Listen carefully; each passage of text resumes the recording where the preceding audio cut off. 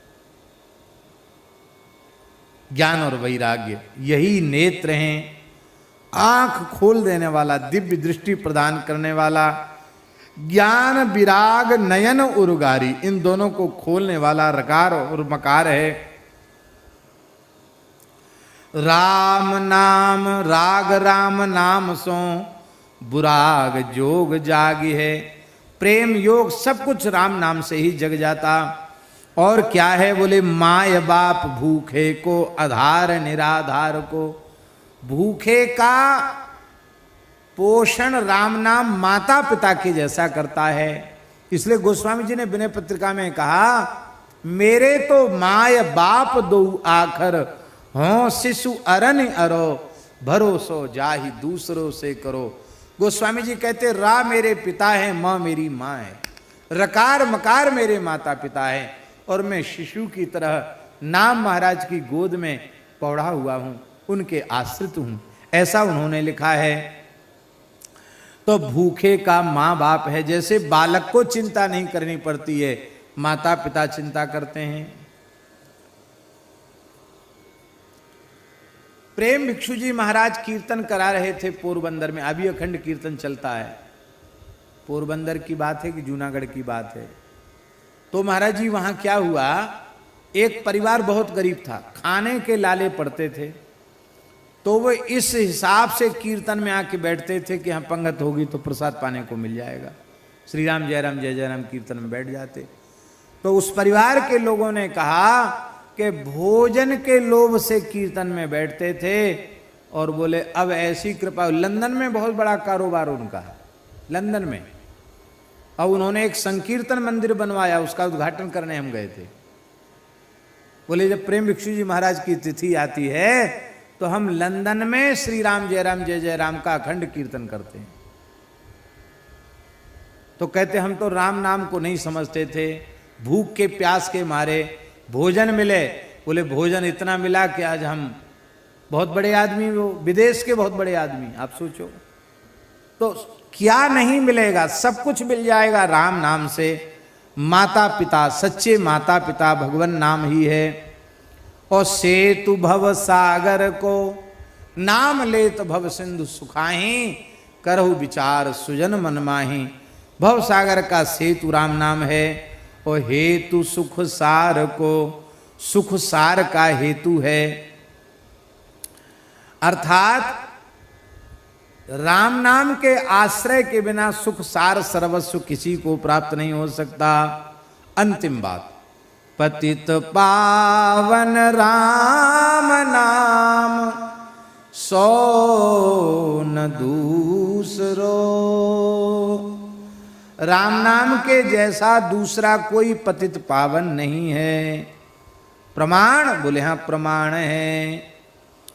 तुलसी सुमिर सुभीम भयो, तुलसी सो ऊसरो। कहते तुलसी सो ऊसरो। हम ऊसर थे, न ज्ञान था, न भक्ति थी, न वैराग्य, कुछ भी पैदा नहीं होता था। लेकिन राम राम करते करते ज्ञान वैराग्य भक्ति की फसल लहलहा रही है हमारे भीतर। ऐसा गोस्वामी तुलसीदास जी महाराज अनुभव कर रहे हैं। ऐसा राम नाम है, सुमिरि सने सो तू नाम राम राय को। इसी के साथ